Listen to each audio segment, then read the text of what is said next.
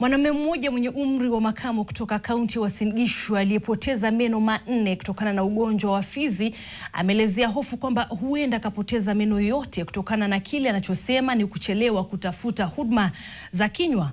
Willy Sam anasema meno yake yamekuwa yakidondoka moja baada ya jingine na kulegea kufuatia udhaifu katika mfupa unaoyashikilia. Steve Keter anaarifu kuhusu hali hii maarufu kama periodontitis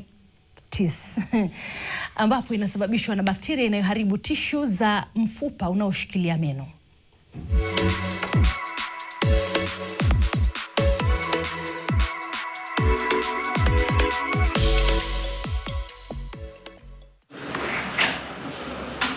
Katika kliniki hii ya meno jijini Eldoret, Willy Sam anafanyiwa ukaguzi wa kinywa kufuatia ugonjwa wa fizi uliomfanya kupoteza meno manne katika kipindi cha miaka miwili iliyopita.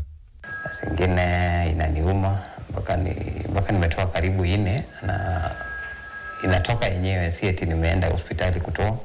Nimetoka karibu 4 na inaendelea kutoka. Kwa zaidi ya miaka 15 Willy amekuwa akikabiliana na tatizo hili, ila kama tu Wakenya wengi, Willy hakulichukulia kwa uzito hadi pale maji yalipozidi unga.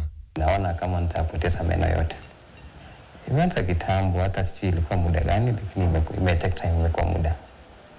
Ni venye tu ikianza kuniuma hivyo, ikianza kutingika hivyo, inaanza polepole tu, polepole. Inaweza taka hata 3 years ikitingika tu polepole hivyo mpaka itoke.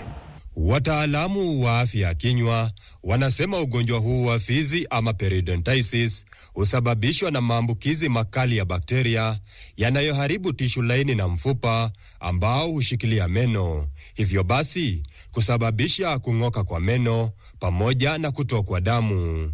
Kwa wakati mwingi utapata mtu ako na damu inatoka wakati anasafisha meno yake, lakini wanafikiria like that's normal, hiyo ni kawaida, yeah?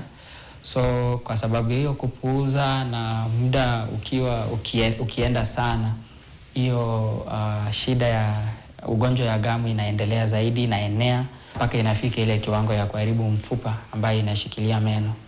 So ndio maana tunasema bleeding gum is not normal. Maafisa wa afya ya kinywa wanasema ugonjwa huu hujidhihirisha katika hatua 3.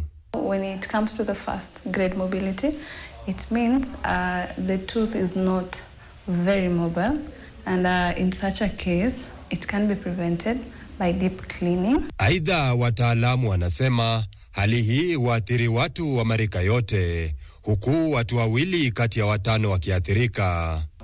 So wakati unapokula chakula yako na unakosa kusafisha meno, ile bakteria iko kwa mdomo ina feed on the food that is remaining in the mouth, ile chakula, na ikiproduce the acids, that is what really causes these issues. Wataalamu hao walionya dhidi ya kupuuza usafi wa kinywa, wakiongeza kuwa huenda ukachangia athari zaidi kama ile inayomkumba Sam.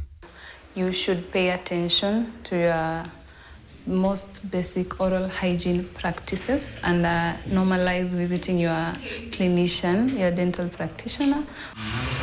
Steve Keter, NTV Jioni.